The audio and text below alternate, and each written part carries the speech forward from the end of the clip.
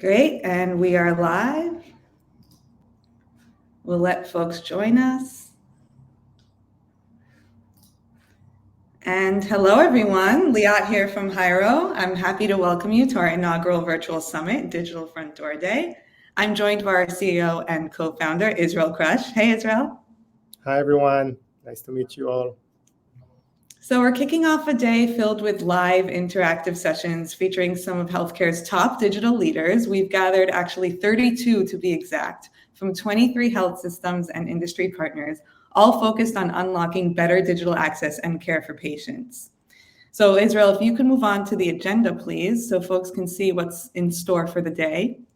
And of course, for those unable to join us the entire day, not to worry, all sessions will be recorded and shared post-event, but we do encourage you to attend live because you'll be using your chat as well and asking questions. And before I pass the mic to Israel, let's make sure everyone's chat is up and running. So please share in the chat the one word that comes to your mind when you hear digital front door. Let's see what comes up. Okay, access, innovation, access, got a lot of sessions on access today. Chatbot, convenient. Concierge, I like that. Today we have a session around AI web assistants as concierge. Awesome. Okay, well, keep typing in the chat the one word that comes to your mind when I say digital front door. And Israel, the stage is yours, but first tell us what comes to your mind when I say digital front door. So for me, I'm biased, so this is Hyro. Hyro is the word that comes to mind. But besides that, like access, digital, interconnectivity, a lot of different words that we'll talk about today.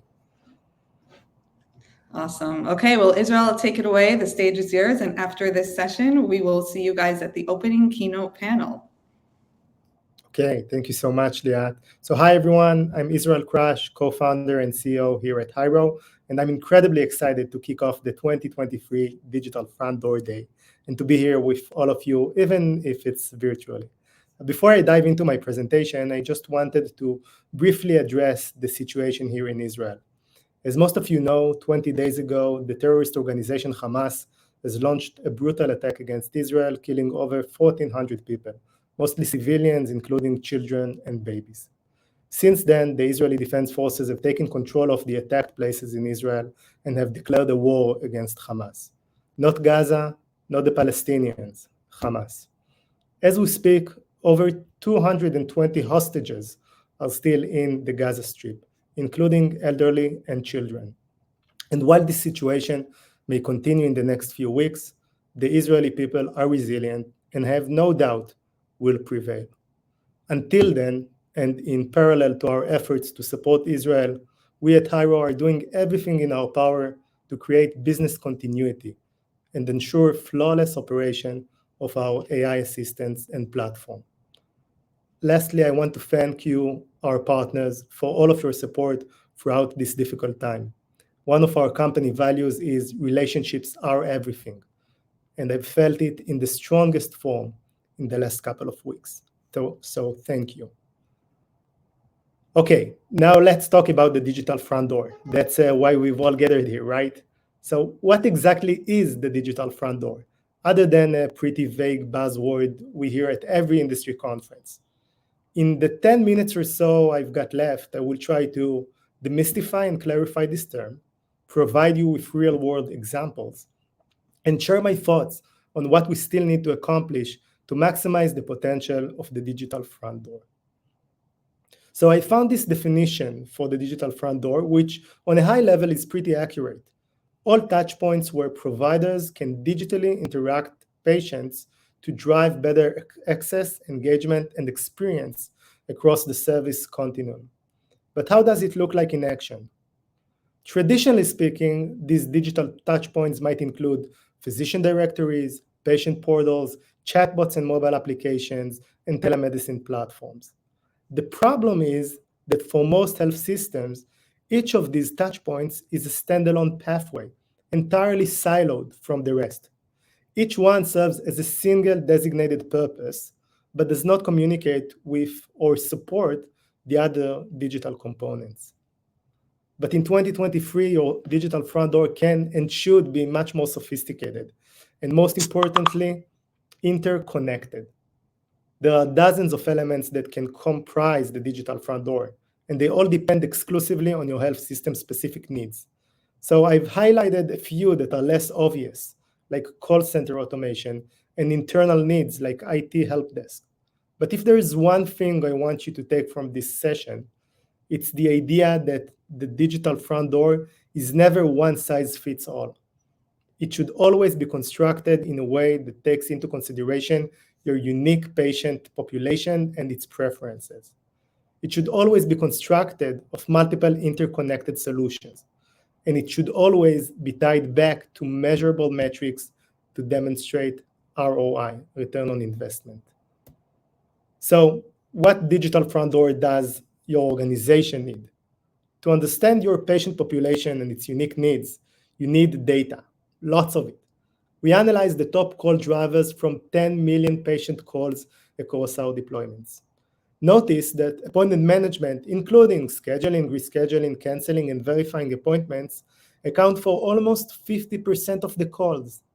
And generally speaking, between 60 to 85% of the calls can be resolved by AI, end-to-end, with zero human involvement. But as I said, the only way this can happen is with an integrated and interconnected digital front door. So your digital front door should cover the entire patient journey. It's okay to start with the awareness and pre-care stage, but you need to make sure you have a plan to automate other parts of the patient journey, including appointment management and post-care support. Patients should be able to get immediate answers to their questions, search for providers, register as new patients, manage their appointments, and even refill their prescriptions with zero friction, 24/7, from any channel, hence a better patient experience, and zero efforts on your patient access team, hence improving operational efficiency. So let's talk or take a look at two real-world examples. This West Coast-based public health system, serving 1.5 million patients, recognized that 45% of inbound patient calls were either PCP, primary care changes, or password resets. They identified this problem and restructured their digital front door strategy into an automated self-service pathway. This health system saw a whopping 450% increase in goal completion rate within 3 months by using AI voice assistants that can help patients conduct real-time PCP changes, hence the call center automation piece, as well as the deflection of MyChart password resets via SMS, what we at Hyro refer to as call to text. On the other side of the line, patients resolve their queries in less than 60 seconds, improving patient experience while reducing overall friction. And all of that obviously translates to huge cost savings and making this digital front door strategy ROI positive.